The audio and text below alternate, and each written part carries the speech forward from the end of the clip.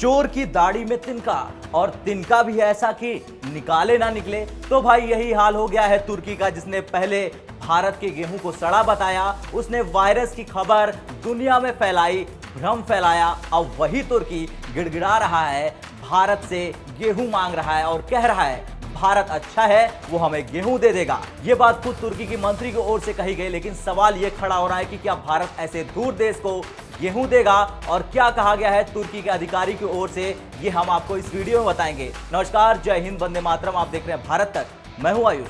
दरअसल भारत के गेहूं को सड़ा बताकर ठुकराने वाला तुर्की अब यूक्रेन से भारी छूट पर गेहूं खरीदने की कोशिश में है। तुर्की के वरिष्ठ अधिकारी ने बताया कि तुर्की, यूक्रेन और रूस के बीच एक समझौता होने वाला है, जिसके तहत तुर्की ने यूक्रेन के गेहूं पर 25% छूट की मांग की है। गेहूं की इस खेप को यूक्रेन के ओडेसा बंदरगाह से इस्तांबुल पहुंचाया जाएगा।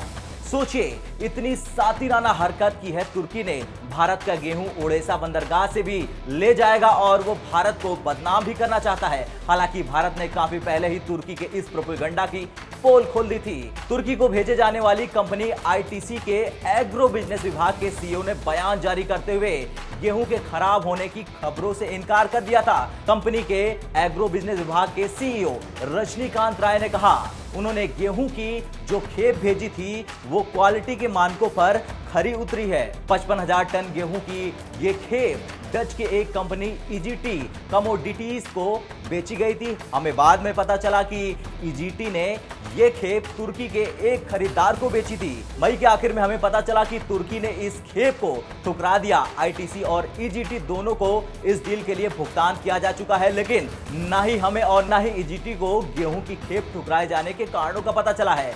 गेहूं में रूबेला वायरस होने, गेहूं में प्रोटीन की मात्रा कम होने, या फिर तुर्की या मिस्र द्वारा इसे ठुकराए जाने की खबरें सिर्फ अफवाह है। बता दें कि तुर्की में वैश्विक स्तर पर उपजे गेहूं संकट के बीच 19 मई को भारत के गेहूं की खेप लौटा दी गई थी। तुर्की ने भारत के गेहूं में रूबेला वायरस होने का हवाला दिया था, लेकिन दुनिया के तमाम देशों ने तुर्की के इस बयान को उसकी साजिश माना। और इसीलिए आपको यह जानना जरूरी है कि भारत से कौन कौन से वो देश हैं जो खरीदते हैं सबसे ज्यादा गेहूं। आंकड़ों पर गौर करें तो बीते साल भारत ने बांग्लादेश को 40.8 लाख टन गेहूं का निर्यात किया।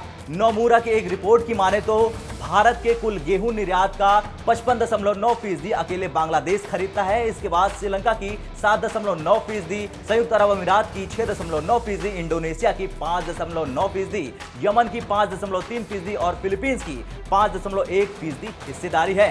इसी तरह भारत के गेहूं के निर्यात में नेपाल की 3.8%, दक्षिण कोरिया की 2.4%, कतर की 1.7% की हिस्सेदारी है। खैर, भारत दुनिया का गेहूं का दूसरा सबसे बड़ा उत्पादक देश है और भारत ने हाल ही में पाबंदियां लगा दी थी गेहूं को लेकर। हालांकि भारत ने निर्यात पर रोक लगाते हुए कहा था कि वो पड़ोसी देशों और जरूरतमंद देशों को गेहूं का निर्यात करता रहेगा।